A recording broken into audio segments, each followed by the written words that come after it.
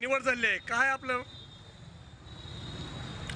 सगळ्यात महत्त्वाचं म्हणजे आदरणीय राहुलजी गांधी यांची जी कन्सेप्ट होती, संघटन सृजन अभियानामार्फत काँग्रेसचे जिल्हा अध्यक्ष आणि जिल्ह्यातले पदाधिकारी निवड, त्या पद्धतीनं संबंध राज्यामध्ये ही संघटन सृजन अभियान राबवण्यात आलं. त्याच पद्धतीनं महाराष्ट्रातील धाराशिव जिल्ह्यामध्ये हे अभियान व्यवस्थित राबवण्यात आलं.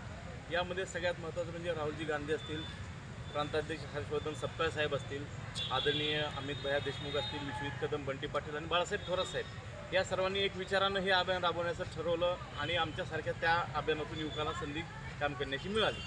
या ठिकाणी ज्या पद्धतीनं हे राबवलं, हे आटी तालुक्यामध्ये ते गेले निरीक्षक, त्या ठिकाणी सगळ्यांचा सर्वे झाला. वन टू वन सगळ्यांना त्यांनी विचारून घेतलं की कुणाला अध्यक्ष केलं जाईल, कुणाला तालुकाध्यक्ष केलं जाईल, कुणाला वेगवेगळी पदं दिली जातील.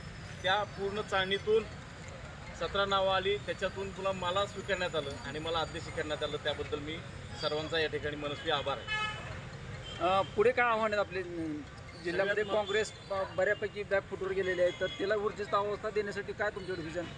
आम्ही आता बूथ लेवलपासून ते तालुका लेवलपासून ते जिल्हा लेवलपर्यंत खूप बारकाईनं काम करणार आहेत. आमचे जेवढे सेल आहेत काँग्रेस पक्षाचे, ते सगळे सेल परत एकदा ॲक्टिव्ह करणार आहेत. जिल्ह्यातील प्रत्येक गावात आणि प्रत्येक बूथसाठी आम्ही काम करणार आहोत.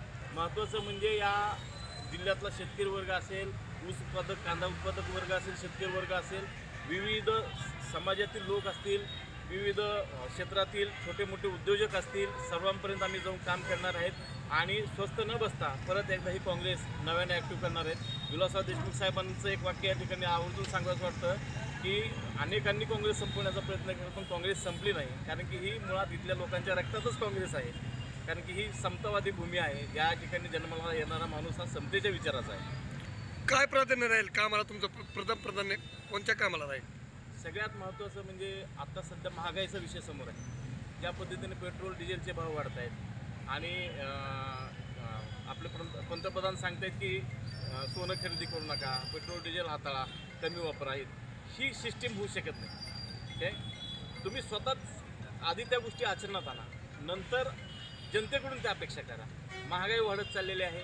शेतकऱ्यांच्या आत्महत्या मध्यंतरी खूप झाल्या, त्यांच्यासाठी या सरकारनं काय केलं नाही. अतिवृष्टी झाली, त्यांच्यासाठी सुद्धा मदत केली नाही. आणखीन जिल्ह्याच्या पीक विम्याचा प्रश्न रेंगाळत पडलेला आहे. सगळे विषय, युवांना शक्तीपीठाचा विषय सुद्धा आम्ही परत नव्याने घेऊन रस्त्यावर उतरणार आहोत.